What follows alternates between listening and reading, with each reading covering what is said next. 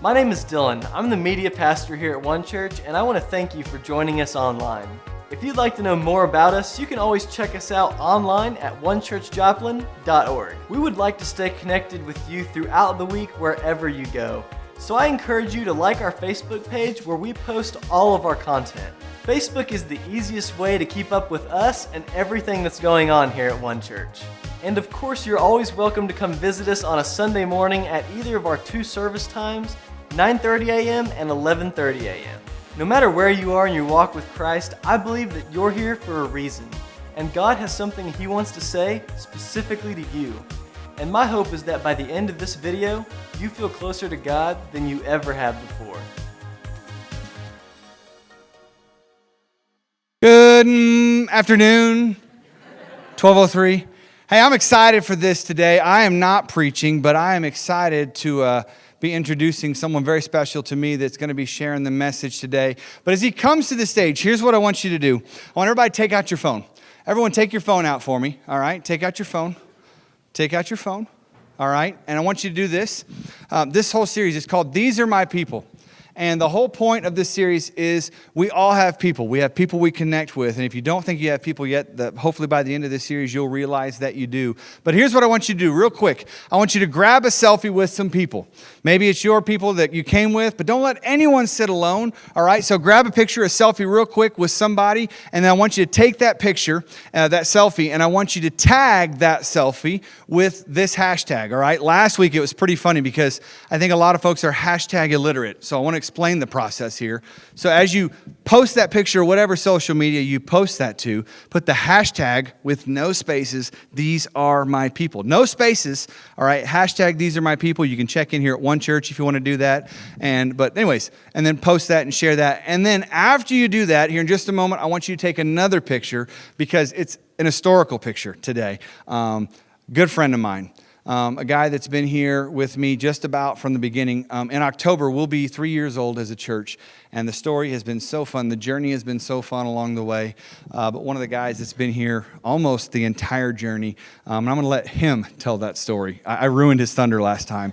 But anyway, a good friend of mine, someone I'm so proud of tonight, give it up for my friend. I'm like a proud dad today. I'm just so excited to see this guy preach. He did so amazing in the first service. It's his first time to preach to the church. And so today, give it up, a One Church, huge shout out. Make him realize he's loved and that, if he passes out, we're going to bring him back and let him finish the message. Whatever. Like, give it up for him. Let him know we love him. Give it up for my friend, Dylan Casey.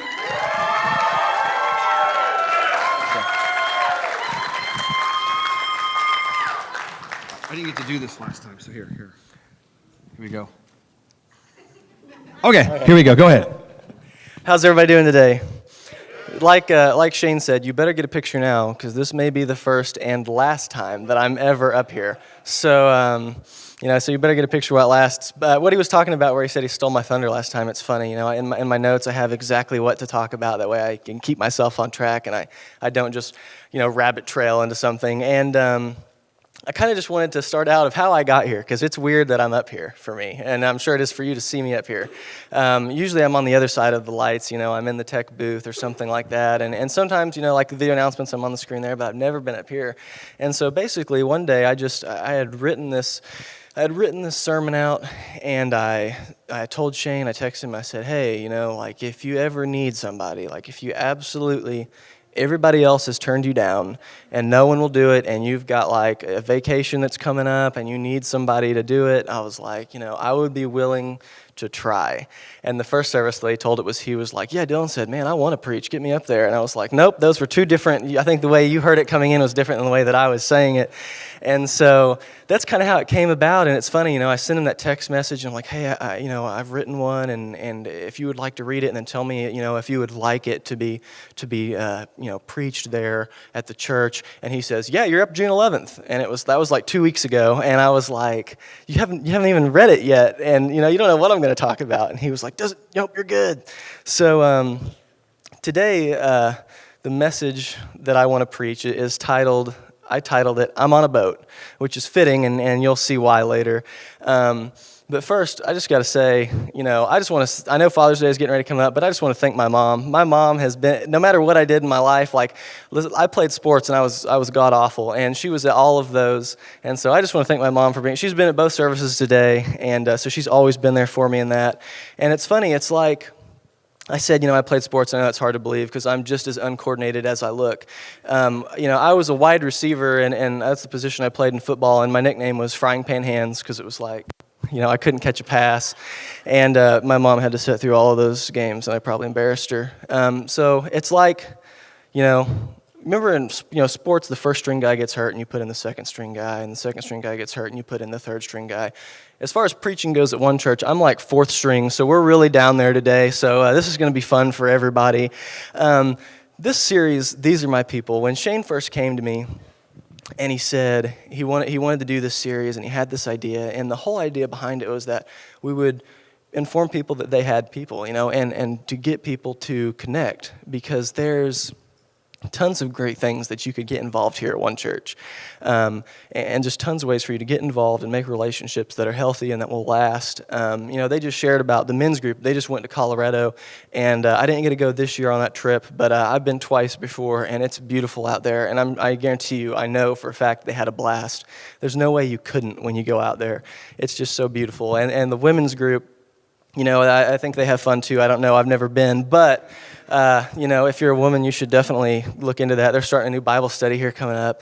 And so there's tons of ways to get involved, and something that's really cool, kind of besides the point, but basically, when I do those episodes of video announcements or whatever, and I record them, I have to do it on a Monday night, because this church has so much life in it, and things are happening here so often that that's the only time that I can get the lobby to myself to record it.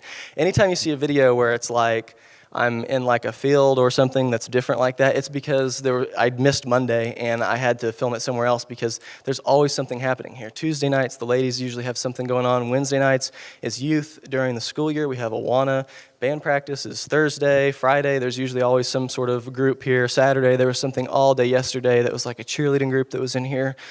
So there's tons of ways to get involved, and this place always has life going around it. A really good way that you can get involved here, and that I am myself, other than just serving, is our life groups.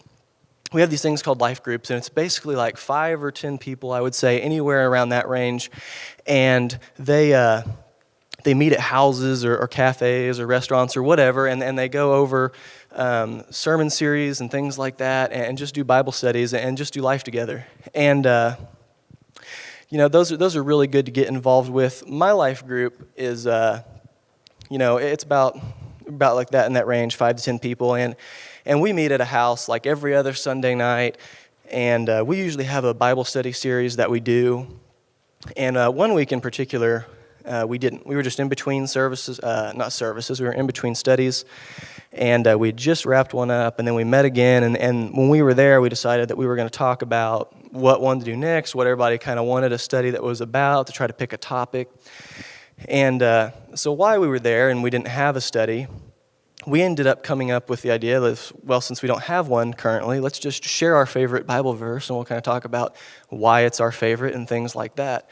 And so if it's okay with you guys today, I'd like to share with you the verse that I shared with them. And technically, I guess I'm a cheater, because they said pick your favorite verse. I picked 5. It's just one little passage in Psalm 103. And today when I read it to you, I'm going to be reading it out of the New King James Version for no other reason than I just like the way it sounds. I think the way that it words it in this, it just sounds really good. Plus, it reminds you of the Matt Redman song. So anyways, it's Psalms 103, verses 1 through 5. Bless the Lord, O my soul, and all that is within me. Bless his holy name. Bless the Lord, O my soul, and forget not all his benefits, who forgives all your iniquities, who heals all your diseases, who redeems your life from destruction, and crowns you with loving kindness and tender mercies, who satisfies your mouth with good things, so that your youth is renewed like the eagles. I think that verse is awesome. It reminds you of everything that God has done for you, everything that he's capable of, and everything that he does for you daily. And something that's really unique about this that, I had on my mind to talk about, but I didn't in the first service, was that the way that this starts is, bless the Lord, O my soul. Some translations say, let all that I am praise the Lord. So the way that this is written, it's literally saying, telling your soul to worship God. So the fact that worship comes in there first, worship's extremely important in our walk with Christ. And then it goes through and it tells you everything else that God does for you. And so to me, this verse is like a Monday morning kind of verse. This is when you're getting ready to go through your work week and you know it's going to be challenging or you have an event coming up. This verse helped me out today because I was a little nervous to get up here and do this. I was excited, but I was also nervous. And so this is something for me that it's encouraging to know that no matter what, God's got this because this says he does, and that our souls should just stay in a state of worship of him. And so, that is why this is my favorite verse. Before we go on any further, would you guys pray with me? I just want to bless this time that we have here. And so, God, I thank you for today, and I thank you for the church. I thank you for Jesus, and I thank that you gave us your word, God. I thank you that you provided us with your story so that we could be a part of your story. I pray that you would open our ears so that we could hear what you have for us today. I pray that you would open our minds, God, so that we may understand it, and that you would open our hearts so that we could accept and apply it to our lives. I thank you for everybody in the room today, God, and I just ask that you bless this time here that we have together. In Jesus' name, amen. When I was first decided, that I was going to do this or whatever, and I was going to message Shane and say, hey, if you need somebody, I'd be willing to. When I first decided that I was going to do that, the thing that I was most nervous about, and it probably sounds silly, was preaching the full amount of time, because I've done this before at youth, but it was like, the average time is probably like 15 minutes, and that was a stretch, I felt like, to get up there and talk about, something from the Bible or myself or something like that or whatever, to put all that together and to talk for 15 minutes was just, I felt like it was a stretch. And so, we've got like 30 minutes, 35 minutes, that's allowed for us to be able to get up here before the next service or whatever gets in when it's the first service. And so my biggest fear was getting up here and running through all these notes in 8 minutes and just being like, well, I guess let's take an intermission and we'll come back and we'll open up a Q&A or whatever you guys want. We'll just take suggestions at that point. Who's next, And so that's what I was most nervous about. And so I thought, how can you talk the full amount of time? And I was like, you know what? We're in church. I'm just going to cram this full of scriptures, and it's going to be like reading the book. Genesis 1:1. And so that's where we're going to go today. So if we can put that, no, I'm just kidding. So, and then I thought, no, I know it's natural and I know it's easy. I'm going to talk about myself because I'm one of my favorite subjects. So, which in this case, it's probably good because, like I said, I've never been up here on a Sunday morning before. And so, you guys have seen me on the screen and you've heard Shane talk about Dylan and stuff like that. But to be up in front of you guys here, maybe it's, I thought it might be good for me just to give you some backstory of who I am and where I came from. So I'm from this area, born and raised. I went to Carl Junction High School. I graduated there. I just got married not too long ago. We have the perfect marriage, we really do. It's only been a month, so that probably helps. Right after I graduated, I always knew I was going to go to college. I always knew. And so went right up the road to Pittsburgh State University to be a gorilla, because gorillas are awesome, and red and gold, baby. And it was fun. I enjoyed my time there, except for when I first got there, because I had it in my mind that I was going to be a nursing major, because I felt like that's what everybody told me to do. They said there's job security, there's, the pay's pretty good, you could go anywhere and get a job, everywhere has hospitals, that's what I heard. And so for me, I was like, yeah, I think that's what I should do, because when you graduate, you want to get a job, or otherwise it just feels kind of like you wasted your time a little. And so I set out to be a nursing major, and I was on the fast track to failing general chemistry right about the time we hit stoichiometry.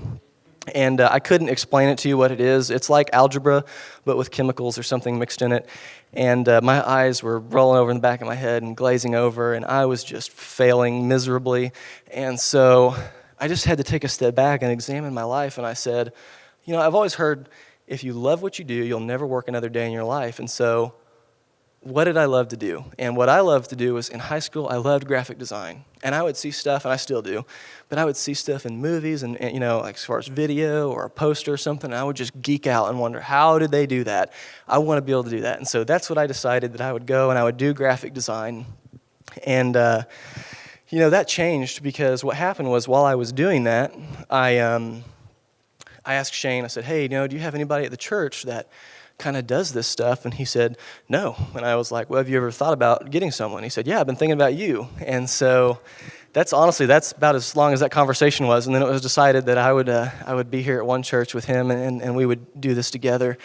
And it's been fun, and it's changed because I just wanted to do basically graphic design, which as far as by college standards goes, just much more like print material than it is digital. And everything I do here is almost digital. We rarely ever have things that, we don't print magazines and stuff. And so I actually changed my emphasis over to digital media, so I specialized in video and things like that.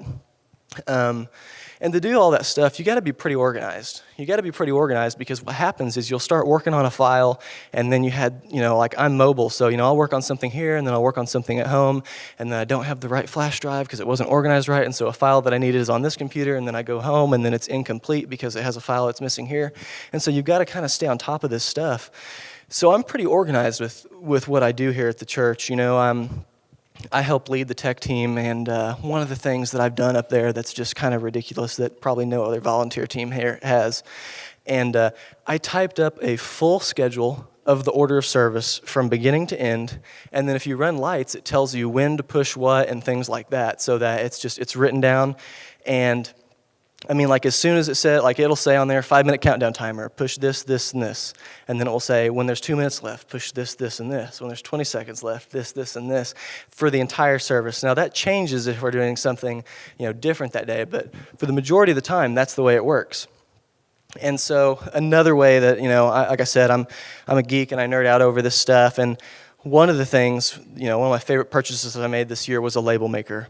And I know that probably sounds weird coming from a dude, but as soon as I got it, I went up there in the tech booth, and I was labeling like everything and anything. Like it was like I went to the soundboard, and I was like, this button does this, print that one off, stick it. This button does this, stick it. And then, we have an amp up there that controls what you hear in the lobby versus what you hear here. And the label's like this long, and it says, controls music level in lobby. That way when someone goes up there and looks at it, and I say, hey, turn down the music in the lobby, they'd go up there, and they can just read and turn it down. I'm pretty organized, but it wasn't by nature. It's more like nurture, because I lost a lot of things over the years because of my forgetfulness. I always would forget things, and I had things stolen or I lost them. I'd forget to put them in my locker, forget to take them home, anything like that. And so I was like tormented as a kid by my forgetfulness. I remember when I was in the 5th grade, I would take my lunch to school every day. I didn't like eating the hot lunch, so I would take my box lunch, and I would go sometime. This is like right when they were first introducing lockers. We're trying to get us used to the middle school, high school, junior high thing, and so they were introducing lockers to us. And I would always, I don't know how this is possible, put my lunchbox in there, and then at the end of the day, only grab my backpack and leave the lunchbox in the locker. And then I would go home, and I remember like being so upset because I knew when Mom got home, because this happened often, and when Mom got home, she was going to have to run me back up to the school, and we were going to stand at the glass door and hope that we saw a janitor walk through and tap on the glass and be like, hey, no, and try to motion to him, I left my lunchbox.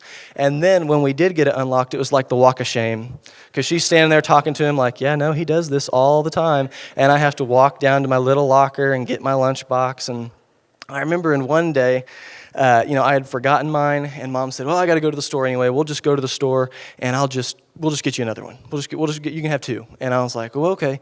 And so we go to the store, and we got another one, and we did that one more time, and she stopped doing that after I was the kid that rode the bus home the next day with 3 lunch boxes because I'd forgotten all of them. And so, like I said, I've adapted this personality to try to be organized so that I basically don't suffer through that anymore.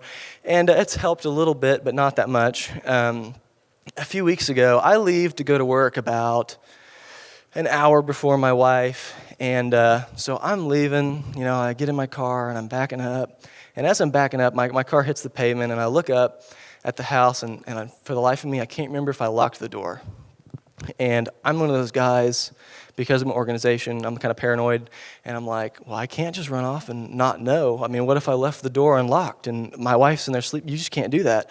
And so me being the loving, caring husband that I always am, I pulled back up there, and I got out of the car, and both feet no more hit the ground.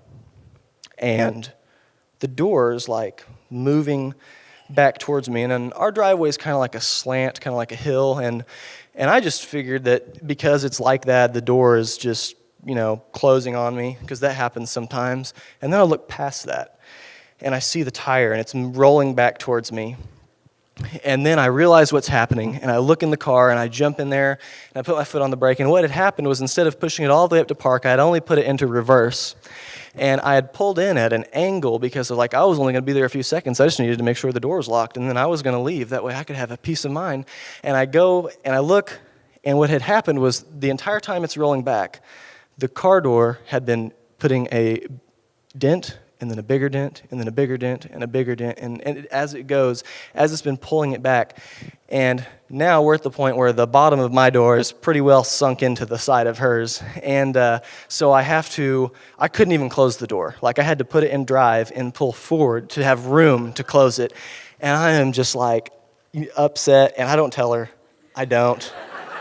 I go to work, and I think on my lunch break, I drove by and was looking to see if it was really bad.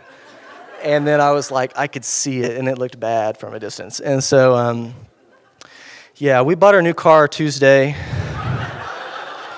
Thank you, Tab. So that was a big mistake that ended up hurting my wallet quite a bit. No, I'm just kidding. That's not the reason why we got a new car. But it did help her want one quicker.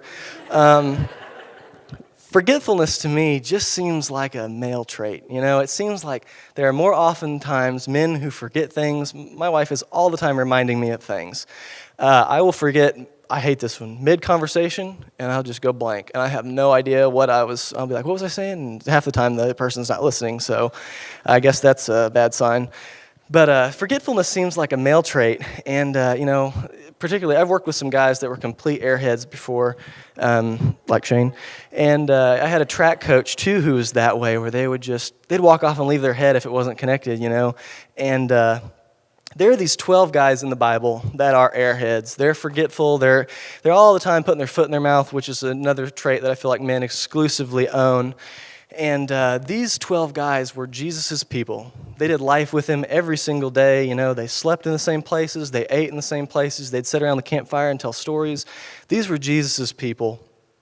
And today we're gonna pick up here and read about a story where Jesus has been teaching.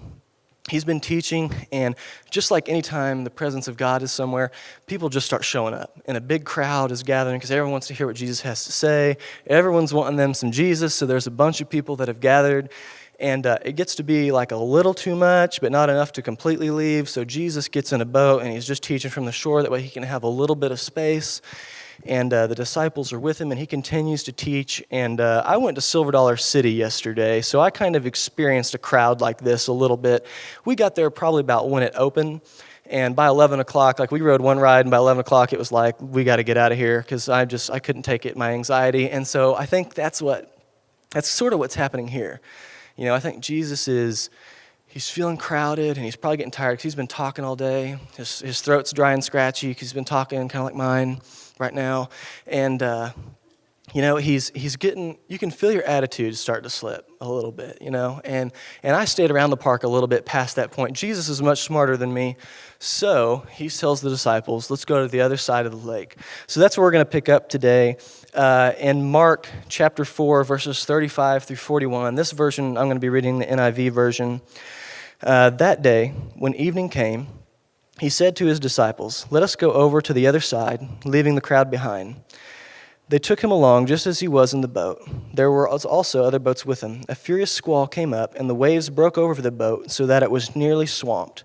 Jesus was in the stern, sleeping on a cushion. The disciples woke him and said, Teacher, don't you care if we drown? He got up, he rebuked the wind and the waves. Quiet, be still.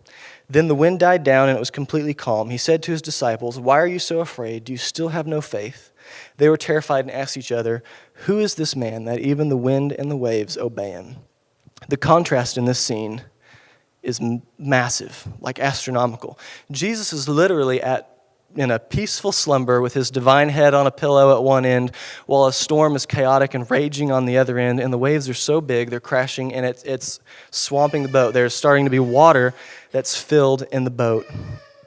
Before we go any further with this story and really start to talk about it or break any of this down, there's a few obvious things I think this story proves without digging any further, just upon reading it. And the first one that I think it proves is that it doesn't matter if Jesus is in your boat, you will still face storms in your life. Bad things are going to happen. They just do. Forrest Gump and bumper stickers choose to say it differently, but here we'll just keep it G-rated. Good people, it doesn't matter if you're good, serve God, love God, don't love God, don't believe in God. It doesn't matter what kind of life you live. It doesn't matter how much you tithe, how much you give, how much you volunteer. Nothing is going to insulate you or protect you from the events of life just happening to you. Me and my wife, when we were dating, we experienced a storm together. She started getting kind of sick, and it was like flu-like symptoms, and she'd just get sick, and she had trouble keeping food down, and then it would pass, and it wasn't that big of a deal, and then she'd get it like the next week, and then after that it was like a few days, and it started to become more of a common occurrence. And so, we were like, well, there's no way you're getting like a 24-hour stomach bug that often. There's got to be something going on. And so she goes to her doctor, and they don't really know what it is, and it didn't seem like it mattered too much. And so we decided we're just going to diagnose it ourselves. And she said, I bet it's allergies, because, that's logical to me. It's probably upsetting my stomach, and that's why I'm getting sick. And so she started watching for things that she ate and things like that to try to see a trend. And she comes up with the idea that it's got to be dairy. And after she presents me with the evidence, and I agree with her, I'm like, yep, because anytime it was like milk or dairy, ice cream, cheese dip, anything like that, it's like she would get sick that night or the next day. And, so she said, I'm just not going to not eat that food group, and we'll see what happens. And that didn't end up fixing anything. So it didn't matter what she ate. Food just kept coming back up. And we took her to the emergency room a few times, hoping that they would dig further and find something into it, more so than her doctor. And they didn't. They would always kind of just give her nausea medicine, give her fluids, make sure she's hydrated, and kind of patch the problem and send her on her way. And she went, and finally, one of the times she went to the emergency room, they recommended her to a specialist guy who was like a stomach doctor, and he said they were going to run some tests, and they did one, and we got no results, and then they did an ultrasound. So they did this ultrasound, and it came back that she had a bad gallbladder. They were like, yeah, we can see some gallstones, and we think that she's going to have it taken out if that's what's making her really this sick. They're like, it's not the worst one we've seen, so, but it is making her sick. And we were like, well, okay, if that's what you think it is, she doesn't need it, she can live without it. And so they scheduled her for a pretty quick surgery, and at this point, she's probably down it's been going on for months at this point. And so she's probably down 30 to 25 pounds. And she's lost a lot of weight, because I think the only thing I'd ever really seen her hold down at that point was dry toast. And so she hasn't had much nutrition at all. And they take the gallbladder out, everything, surgery goes fine. And it's like, all right, now we've got some answers. Now things are going to start changing. Things are going to start looking up. It's going to get better. And it doesn't right off the bat, because she's got, she has a reaction to the anesthetic, and it's caused these sores in her mouth, and so she can only eat soft foods because everything else hurts. And so she's eating ice cream a little bit and some soup, and all that stuff's staying down. It's great. And then the sores heal up, I would say, probably a week or two later, and so she starts eating real food, and she's just as bad, if not worse, than before she had the surgery. And at this point, it doesn't make it, we don't understand what else it could be. We did see, we noticed a trend where it was anytime we would eat out at a restaurant, she would get sick, and if we had something at home, she wouldn't get nearly as sick as if someone had cooked.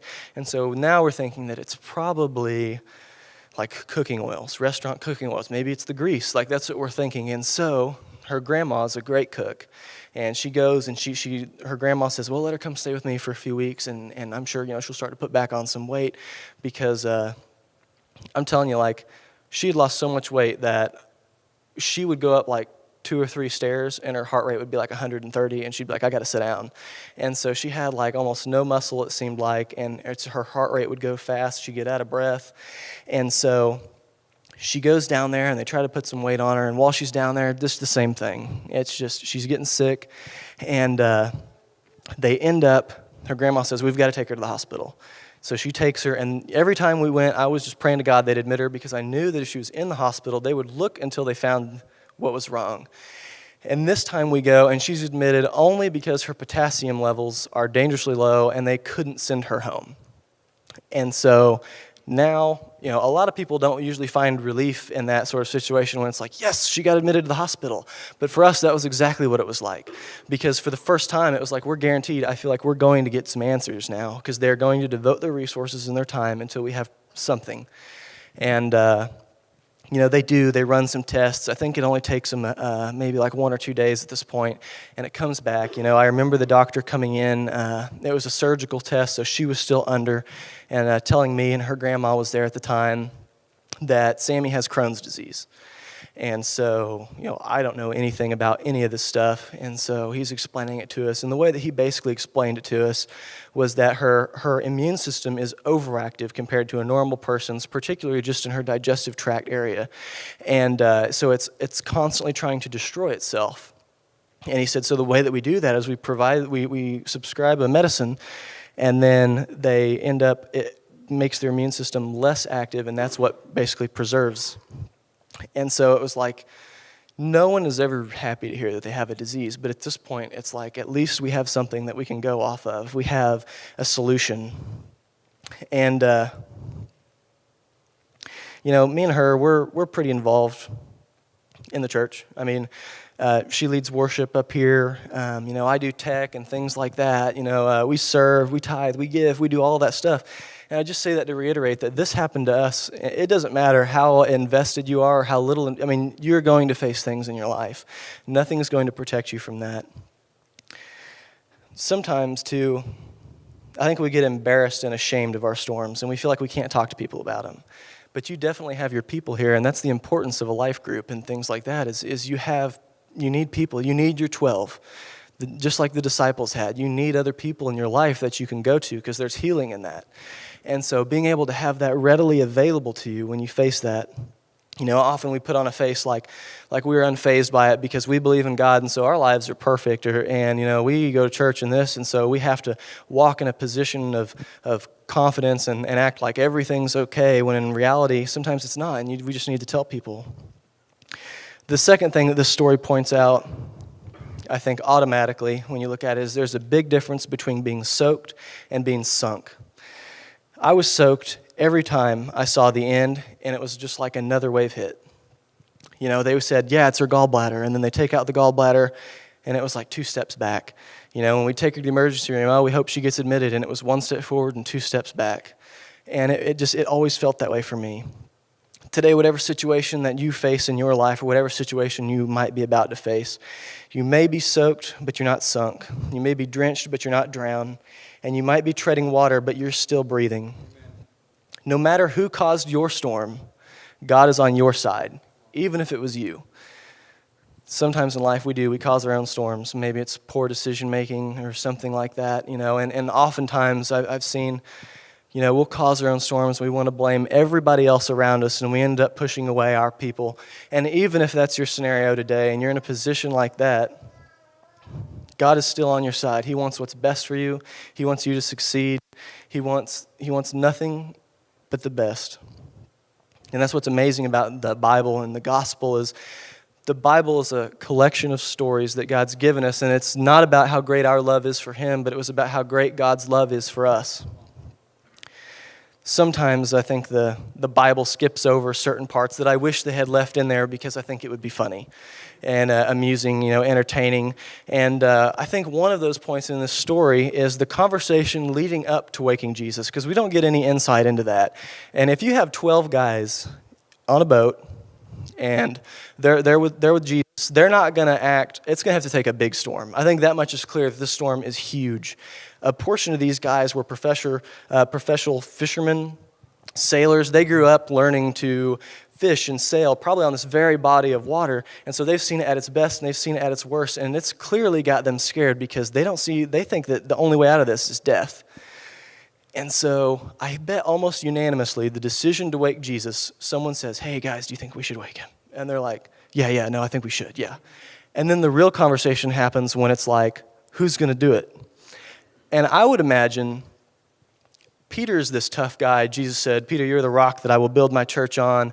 And so I think Peter's probably, he asserts himself as the leader in this position, and he says, yeah, well, I think Thomas should do it because you're just doubting anyway, and if you wake him up, I don't think, he's not going to think anything different of you, but if I do it, it's going to hurt my rep.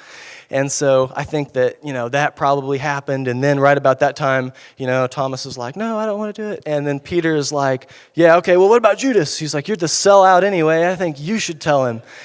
And I think at that point, that's where I just imagine all of this just breaks loose. They start shouting. They're yelling at each other. They're angry. These guys are sailors, so there's probably some obscenities in there. These guys are scared. They're shouting at the top of their lungs. And then I imagine that only in a tone appropriate for middle-aged girls, these guys scream, Jesus, save us. We're about to die.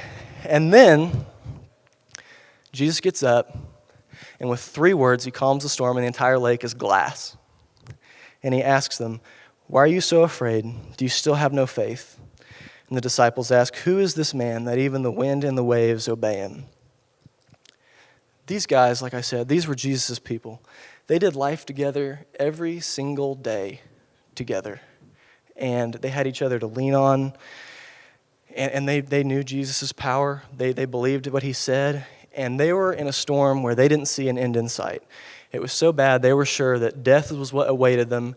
And they could visibly turn around and see Jesus at the back of the boat asleep. And these guys still lost faith that he had control of the situation.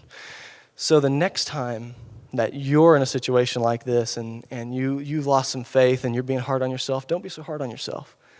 These guys walked with Jesus day in and day out. Just pick yourself up and dust yourself off and realize that he's got this under control. No matter how you feel, Jesus is in your boat.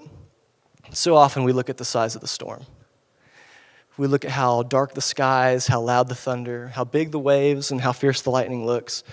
We'll look at how bad the marriage is. We'll look at how grave the sin and how deep the debt, and we think that there's no way God cares or could fix our problem.